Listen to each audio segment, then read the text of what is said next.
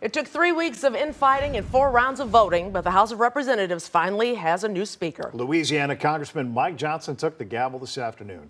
As WGN's Jenna Barnes tells us, he will have to get right to work on some of these pressing issues. Jenna? Yeah, he will. Johnson is a conservative who has the support of former President Donald Trump. He voted to overturn the 2020 election. Congress has not been able to get anything done these past 3 weeks without a speaker. Johnson now declaring the People's House is back in business, and they have their work cut out for them. I do, so help me God. Congratulations, Mr. Speaker.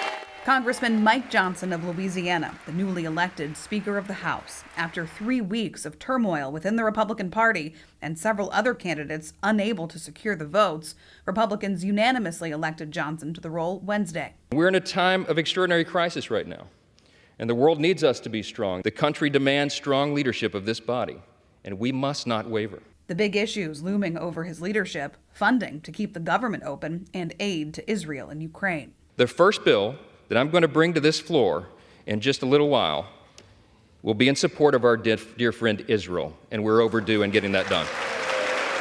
Democratic leader Hakeem Jeffries vowing to put people over politics. We continue to look forward to finding bipartisan common ground whenever and wherever possible. The conservative Johnson, who played a role in the attempts to overturn the 2020 election, has the support of the 2024 Republican frontrunner, former President Donald Trump. He is a fantastic gentleman, and I think he's going to do a great job. Illinois Congressman Sean Casten saying in a statement, Mike Johnson didn't just vote to overturn the results of a free and fair election. He was the chief architect of the legal framework that his colleagues said empowered them to do so.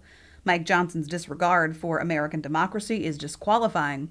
His support for extremist policies is appalling. The American people deserve better. President Joe Biden says he's not concerned about the now Speaker's role in the next election. Just like I was not worried that the last guy would be able to overturn the election.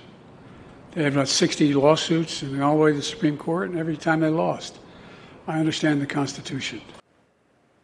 Biden saying we need to move swiftly on aid for Ukraine and Israel and border security. He asked Congress last week for $100 billion in funding, something they could not take up at the time because there was no House Speaker. Micah, Ray. Thank you, Jenna.